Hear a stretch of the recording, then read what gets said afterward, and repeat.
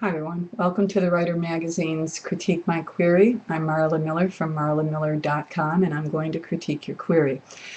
Just a couple of things before I read this query letter, which was delivered to me in August along with several other query letters, and there were questions about literary agencies' schedules, and were there any times that were better than others to pitch books to literary agencies. And in fact there are. August is not a good month historically because they take off at the end of July. It's been a tradition in the industry for a long time. So that's one. The other is that you don't want to ever submit around any major bookseller conventions. There's one here every year, and there's one in Germany, and a lot of literary agents, spend a lot of time getting ready to go, and then re-entry time. So you kind of want to stay away from that period of time, and then the holidays from Thanksgiving to Christmas, actually through the first of the year.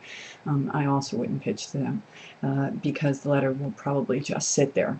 So having said that, let's get to this one. It's fiction, and I said that I was going to rotate fiction and nonfiction, but pretty much my list is fiction.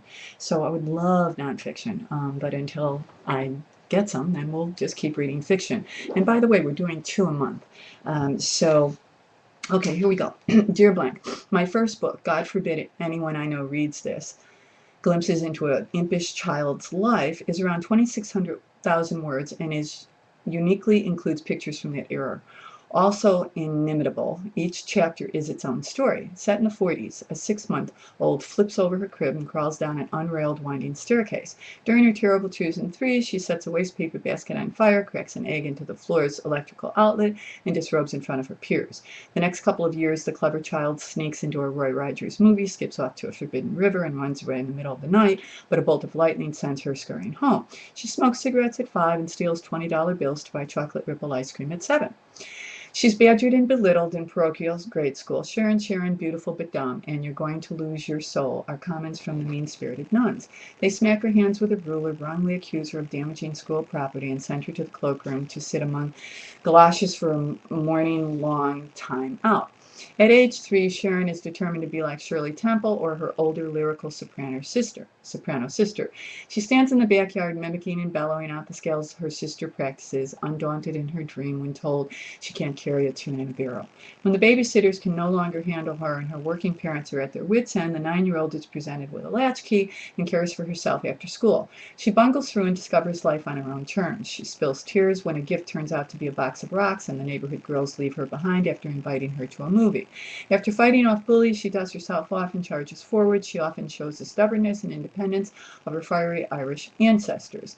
The stumblebum conquers, and the teenager lives her childhood dream, and the 18-year-old graduates high school, admitting she is still a life in progress. Similar books: An American Childhood, Light Heartens, An Hour Before Daylight, Daughter of the Saints, Gringa, and the Liars Club. Still, God Forbidden is unique in that each chapter brings a separate episode in a child's life and is written simply without slipping into endless jargon. I'm working on the sequel that deals with her later years, which include a forced marriage, rape, and mother and wife sent to an unwed mother's home by a corrupt judge, and a physical and mental abuse of a second husband. Amidst the horrors, she's raised 5 children, one who takes an axe to the school bus. It will be 14 torment-filled years before she leaves. Still, she stumbles briefly again in what's called her legal affair. Romance and love are new to her, but 2 separate men disappoint her. The scars remain as she heaves romance, opting for the single life, being alone but free to follow her heart. It might be 2 books, but each would be presented with a theme that connects the dots, not a series of short stories like my first book. 39 articles published to date, and then she lists all the places that these articles are published, and they sound like regional publications, perhaps online publications. And then she ends it with chapters of God Forbid can be viewed on my blog, and she gives the URL for her blog cordially, and signs it with her name as well as a pen name. Okay, what do I think of this? Well, I think it's a mouthful. And I don't know if you listeners were impatient as I was reading, but I was impatient as I was reading. And when I get impatient, it means that it's too long. Um, And this one definitely is, because she's thrown in everything but the kitchen sink.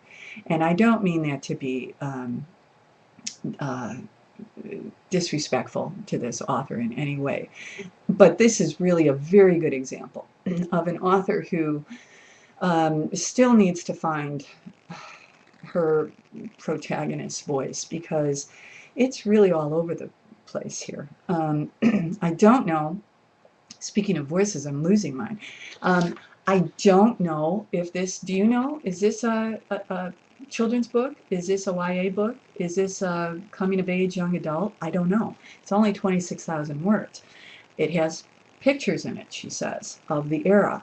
And let's talk about the era a bit. She mentions people like Roy Rogers and Shirley Temple. You know, they were children's heroes and action figures, gosh, when I was little. And they were actually older when I was little. So what this says, and you can see the color of my hair.